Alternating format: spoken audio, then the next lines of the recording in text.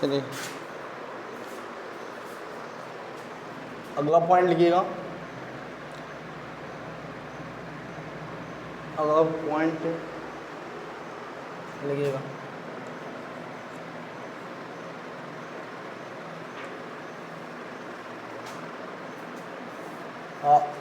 Indefinite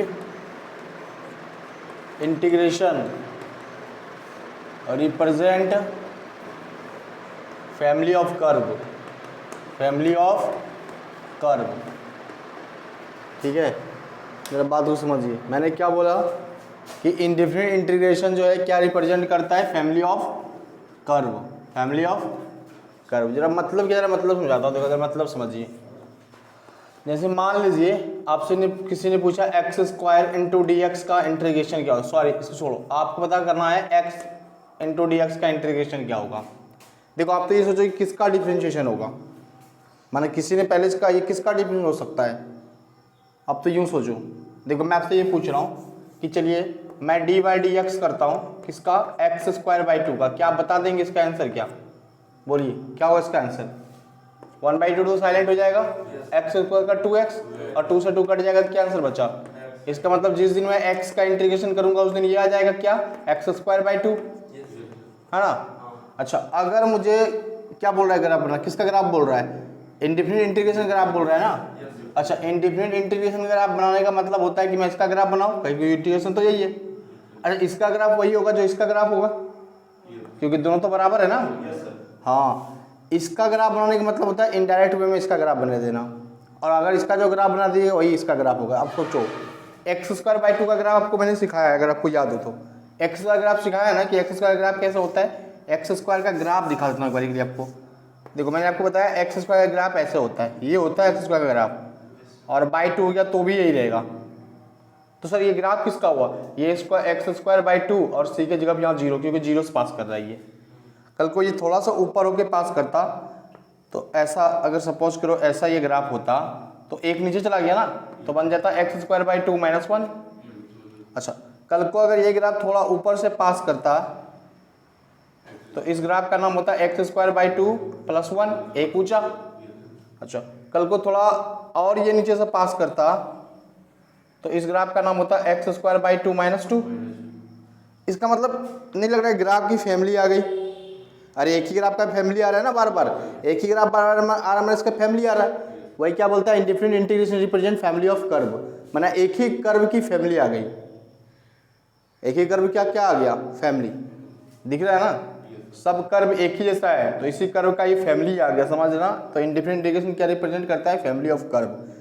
अच्छा, एक छोटी सी बात और पूछता हूँ, कल को अगर मैं इस पे लाइन ड्रॉ करूँ एक्स नॉट पॉइंट पे, तो ये लाइन अगर मैं एक वाई एक्सिस के पैरेलल ड्रॉ करूँ तो देखो पैरेलल ड्रॉ लाइन मैंने कर दिया, और अगर मैं इस पॉइंट को देखूँ, इस पॉइंट को देखूँ, इस पॉइंट पे देखूँ, और सब पे अगर मैं टेंजेंट खींचूँ, टेंजेंट समझते हैं ना, इस पॉइंट को टच करते हुए अगर मैं टेंजेंट खींचूँ, इस पॉइंट को टच करते हुए अगर मैं टेंजेंट खींचूँ, इस पॉइंट के टेंजेंट खींचूँ, और इस पॉइंट को देखते हुए टेंजेंट खींचूँ, तो इस कहानी में क्या होगा, टेंजेंट की कहानी में क्या होगा कि जितना भी टेंजेंट है सब सेम है, सबकी स्लोप क्या है, सेम है, सबकी ढाल क्या है, सेम है। और जिसकी सबकी ढाल सेम है, किसी का ढाल यहाँ पर अलग नहीं होगा, क्योंकि एक ही कर्व है ना सबका, तो सबका स्लोप क्या होगा, सबका स्लोप सेम होगा। ठीक है, तो slope of tangent in indefinite integration लिख लेता हूँ इस बात को, slope of tangent, slope of tangent in definite integration remains same, remains same. माना इनडिफिनिट इंटीग्रेशन का जो कर्व होता है, फैमिली ऑफ कर्व होता है, उसका जो स्लोप होता है वो सब में सेम होता है, सब में क्या होता है, सेम होता है। अब चलते हैं थोड़ा और आगे। देखिए, आगे जाने से पहले एक छोटी सी बात आपसे पूछ लेता हूँ, क्या मैंने आपको ये सिखा दिया है कि मैंने कभी आपके सामने ये रखा होगा कि मैंने इंटीग्रेशन क्या होगा एफ एक्स और डी एक्स का, तो इससे आया होगा कैपिटल एफ एक्स, ये थोड़ी सी बात छोड़ो, कैपिटल एफ एक्स का मैंने इंटीग्रेशन किया था तो मेरे पास आया था एफ एक्स प्लस सी, एफ एक्स प्लस सी। अच्छा, तो पूरी कहानी में आपको पता होगा कि ये अपने आप में इंटीग्रेशन ऑफ साइन है, ये इंटीग्रल है, ये इंटीग्रेंट है, और ये आर्बिट्ररी कांस्टेंट है, माना इंटीग्रेशन कांस्टेंट, इंटीग्रेशन, हाँ ये आपको भली बात है पहले से ही पता है। ठीक है। लेकिन मैं आपको इसके बारे में बता देता हूँ कि ये कौन है। ये बताता है कि इंटीग्रेशन किसके रिस्पेक्ट में हो रहा है, एक्स के रिस्पेक्ट में। तो लिख लेता हूँ इस बात को, dx क्या रिप्रेजेंट करता है, तो dx represent integration happening with respect to x. Integration यहाँ किसके रिस्पेक्ट में हो रहा है भाई, एक्स के रिस्पेक्ट में, ये बता रहा है। अच्छा, तो आपके दिमाग में आएगा सर हम इंटीग्रेशन किसके रिस्पेक्ट में कर सकते हैं, हर वेरिएबल और हर फंक्शन के रिस्पेक्ट में। मैंने क्या बोला, हर वेरिएबल और हर फंक्शन के रिस्पेक्ट में आप इंटीग्रेशन कर सकते हैं, ठीक है। तो मैं इस बात को पहले लिखा देता हूँ फिर बात करूँगा।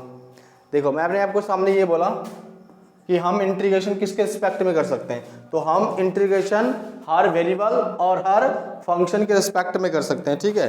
तो इंटीग्रेशन में भी हैपनिंग, लिख लेता हूँ इस बात को, इंटीग्रेशन में भी हैपनिंग, इंटीग्रेशन में भी हैपनिंग माना इंटीग्रेशन हो सकता है, इंटीग्रेशन हो सकता है with respect to any function, with respect to any function और वेरिएबल, और माना किसी भी वेरिएबल या फंक्शन के रेस्पेक्ट में हम इंटीग्रेशन कर सकते हैं। जैसे क्या और कैसे, इसके लिए क्वेश्चन है। जैसे मैं आपके सामने ये पूछता हूँ कि a की power x into D x, किसके रिस्पेक्ट में यहाँ इंटीग्रेशन होगा, पहले ही सोचो। x के रिस्पेक्ट में, स्वाभाविक बात है क्योंकि पीछे dx है। इसका इंटीग्रेशन सीधा अभी से याद रखना, a की पावर x अपॉन में ln a प्लस का c। मैं बता देता हूँ फिर से, अगर मैं c भूल भी जाऊँ ना तो आपको खुद से c लगा लेना है। अब अगला क्वेश्चन भी आप देख लें। अगला क्वेश्चन है a की power x into D A. बताओ यहाँ पर इंटीग्रेशन किसके रिस्पेक्ट में होना है, a के रिस्पेक्ट में। किसके रिस्पेक्ट में, इसका मतलब इसका जो आंसर होगा a की पावर x प्लस 1 अपॉन में x की पावर 1। अभी आपको फार्मूला नहीं पता इसलिए इसके बारे में नहीं ज़्यादा आइडिया पड़ेगा, लेकिन आगे हम लोग फार्मूला करवाएंगे तो पता चल जाएगा। लेकिन अभी आपको इतना तो पता चल गया होगा कि यहाँ पर जो हम इंटीग्रेशन कर रहे हैं किसके रिस्पेक्ट में कर रहे हैं, a के, और ऊपर जो इंटीग्रेशन कर रहे हैं किसके रिस्पेक्ट में कर रहे हैं, x के रिस्पेक्ट में कर रहे हैं। इतना बात तो क्लियर है ना। हाँ देखो ये सब ना छोटी छोटी चीज़ें पढ़ना चाहिए, क्योंकि इससे पता चलेगा ना कल को कहीं डी आके चला गया तो फिर बच्चा उलझ जाता है। तो आपको उलझना नहीं है, आपको ये समझ लेना कि हाँ यहाँ पर इसके रिस्पेक्ट में ये इंटीग्रेशन हो रहा होगा, ठीक है। अच्छा एक छोटी सी बात करता हूँ, क्वेश्चन है find primitive, find primitive. Primitive समझते हैं ना आप लोग, प्रिमिटिव मतलब क्या होता है। मैंने बोला था कि जब मैं इंटीग्रेशन का आपको सिनोनिम सिखा रहा था तो मैंने सिनोनिम में ये बोला था आपको कि हम लोग इसको एंटी डेरिवेटिव बोलते हैं और साथ में क्या बोलते हैं, प्रिमिटिव भी बोलते हैं। तो प्रिमिटिव मतलब एक तरह का इंटीग्रेशन होता है। क्या होता है, इंटीग्रेशन। तो find primitive of x square plus 2 with respect to x square plus 1। हाँ देखो कितना अच्छा क्वेश्चन है। बोला है कि फाइंड प्रिमिटिव, किसका प्रिमिटिव निकालना है, एक्स स्क्वायर प्लस 2 का। एक्स स्क्वायर प्लस किसके रिस्पेक्ट में निकालना है, एक्स स्क्वायर प्लस 1 के रिस्पेक्ट में। अच्छा तो एक मिनट मैं छोटी सी बात पहले यहाँ पूछ लूँ, यहाँ किसके रिस्पेक्ट में इंटीग्रेशन हो रहा है, कैसे पता है एक्स के रिस्पेक्ट में हो रहा है, क्योंकि डी के जो साथ होता है उसी के रिस्पेक्ट में है ना। और यहाँ डी किसके रिस्पेक्ट में हो रहा है, मतलब जिसके रिस्पेक्ट में होता है उसके आगे डी लिखा होता है। तो बताइए प्रिमिटिव में पहले मैं इंटीग्रेशन डाल दूँ, किसका इंटीग्रेशन करना है मुझे, एक्स स्क्वायर प्लस 2 का, एक्स स्क्वायर प्लस 2 का किसके रिस्पेक्ट में करना है, x प्लस 1 के रिस्पेक्ट में ना। तो ये d के अंदर जाएगा एक्स स्क्वायर प्लस 1, सही है। हाँ यहाँ 2 होगा, बिल्कुल ये 2 कर देता हूँ, ठीक है। अच्छा एक छोटी सी बात अभी भी मैं बता देता हूँ कि इसको क्या मैं एक्स स्क्वायर प्लस 1 लिख सकता हूँ क्या, जल्दी सोचो, डी एक्स स्क्वायर प्लस 1। ये बात आपको समझ में आया। हाँ अब एक बात देखो, जो मैं आपको करने दिखा रहा हूँ एक्स स्क्वायर प्लस 1 और फिर मैंने डी को मल्टीप्लाई कर लिया एक्स स्क्वायर, ये आपको समझ में आया। मैंने इसको इससे मल्टीप्लाई कर दिया, अभी 1 बाकी है, प्लस 1 से जब इसको गुना करोगे तो बनेगा डी एक्स स्क्वायर प्लस 1। जल्दी सोचो, ये बात समझ में आया आपको। ये वाला अलग कर दिया प्लस ये वाला इधर अलग कर दिया। अच्छा एक छोटी सी बताओ, जब यहाँ देखो ध्यान से, जब यहाँ x है और यहाँ भी x है तो इंटीग्रेशन क्या होता है।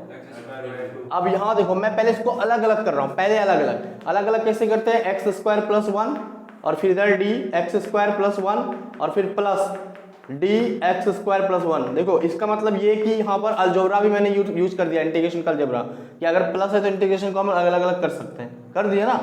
अच्छा अब यहाँ देखो ध्यान से, अगर यहाँ x है तो यहाँ क्या है, एक्स स्क्वायर बाई 2 और बगल में x है x। तो देखो अब क्या आपका ये और ये मिल गया, ये और ये मिल गया, तो इसका इंटीग्रेशन सीधा होगा एक्स स्क्वायर प्लस 1 का होल स्क्वायर बटे 2 प्लस ये देखो ये कौन है एंटी डेरिवेटिव और ये कौन है डेरिवेटिव, दोनों कट जाएगा तो क्या बचेगा एक्स स्क्वायर प्लस 1 अब प्लस का सी। आया बात समझ में? एक तरीका। दूसरा तरीका क्या है ना कि लोग इसको मान लेते हैं। कैसे मान लेते हैं? जैसे यहाँ पर डी ये है ना, इसको x square plus 1 equal to T बोल देते हैं। क्या बोल देते हैं इसको?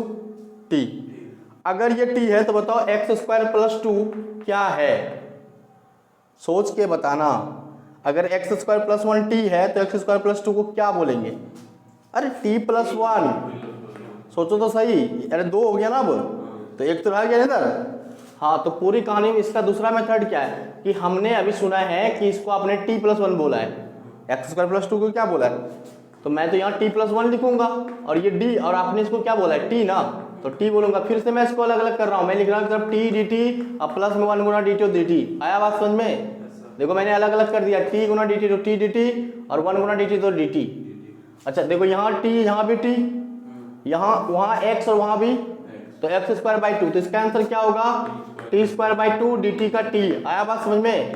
हमेशा याद रखना ये डेरिवेटिव एंटी डेरिवेटिव कटेगा तो आंसर क्या बचेगा टी, और प्लस का सी तो कांस्टेंट आएगा ही आएगा। अब आपने टी किसको बोला था? देखो तो आपने टी बोला था इसको एक्स स्क्वायर प्लस 1 का होल स्क्वायर, इसी को ना बोला था टी, और फिर प्लस टी, तो टी फिर से आ गया टी एक्स स्क्वायर प्लस 1 और प्लस का कितना सी।